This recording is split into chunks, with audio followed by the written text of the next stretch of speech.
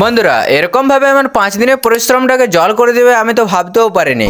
চলো তোমাদেরকে কেদারনাথের থিমটি ভেঙে দেওয়ার ব্যাপারটা শুরু থেকেই বলি। একটা মন্দির বানাইছিল বেচার কত সুন্দর ডিজাইন এমন সুন্দর ছিল না, মানে একটা নতুন হাতে দেখতে বোনা যেমন তেমন লোকে বোনা বোনা দেখি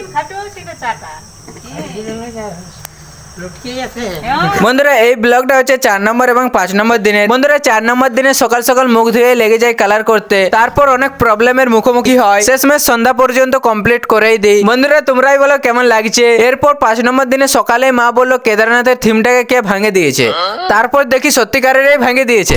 বন্ধুরা এটা যে করেছে সে একদমই ভালো করে নাই, তাকে আমি একটাই কথা বলবো, ভাই জ্বলিস না, জ্বলে কিছু করতে লাগবে, কারণ যে করার সে করবে কে। সে যাই হোক বন্ধুরা, যে ভাঙেছে ভালোই করেছে। আমি এটা নিজের হাতেই বানাইছিলাম, তাই আবারও বানাতে পারবো, সেই জন্য তাড়াতাড়ি কাজে লেগে যাই। বন্ধুরা এটা ভাঙাতে আমার কিছুটা ভালোই হয়েছে, কারণ তোমাদের ভালোবাসা এবং সাপোর্ট পেয়েছি, আর আমার ফ্যামিলিতে আরো 27 জন সদস্যও বাড়লো। গাইজ অনেক খাটাখাটির পর এতটা কাজ কমপ্লিট হয়। বন্ধুরা আজকের মতো এতটাই, দেখা হচ্ছে একটা পরে মজাদার ব্লগ ভিডিওতে, ততক্ষণ ফলো করে নাও। বাই বাই বন্ধুরা।